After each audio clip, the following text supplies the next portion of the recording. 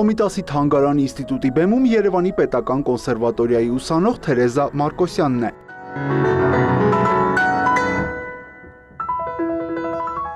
Ֆրանկոֆոնիայի օրերին նվիրված համերգին նվագում է Կլոդ Դեբյուսի և վարդապետի դաշնամուրային ստեղծագործությունները։ Թանգարանի ինստիտուտում խիստ արժևորում են Կոմիտասի սերտ առնչությունները ֆրանսիական մշակույթի հետ։ Կյանքի վերջին տարիներին ապրելով Ֆրանսիայում, նա եվրոպական լսարանին անմնացորդ սիրել է տվել հայկական երաժշտությունը։ Կոմիտաս վարդապետի Ֆրանսիայից Ֆրանսիա գնալուց հետո ստեղծագործական ժառանգությունը եւ առհասարակ երաժշտական մտածողությունը փոքրի շատ է փոփոխվում է եւ ֆրանսիացիներն են արձագանքում, որ իմպրեսիոնիստների արվեստը, նորարարական արվեստը, տեմբրային արվեստը Կոմիտաս վարդապետի արվեստի վրա ունենում է հսկայական նշանակություն եւ այս տրամաբանությունն այս ոգին, որ ֆրանսիական մշակույթը մեր բարեկամ երկրի եւ ժողովրդի մշակույթը որոշ չափով փոխարանջվել է նաև մեր ազգային կոմպոզիտորական դպրոցի հիմնադիր Կոմիտաս վարդապետի թողած ժառանգությանը։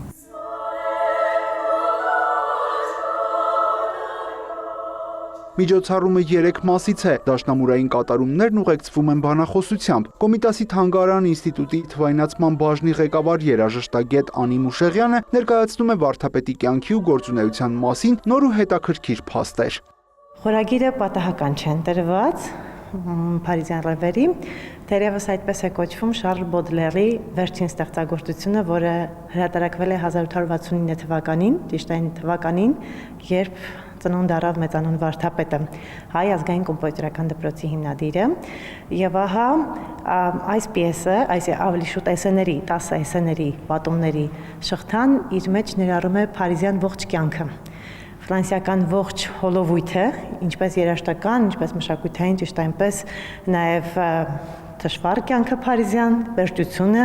եւ ահա այն մշակութային հոլովույթը, որտեղ հանդես էր գալիս հենց Կոմիտաս վարդապետը, որտեղ առիթ ունեցավ լինելու, հմայվելու եւ քանիցս ֆրանսիական արվեստագետների բուլքին ներկայացնելու հայ ժողովրդական երաժշտություն եւ առասարակ հայ երաժշտությունը։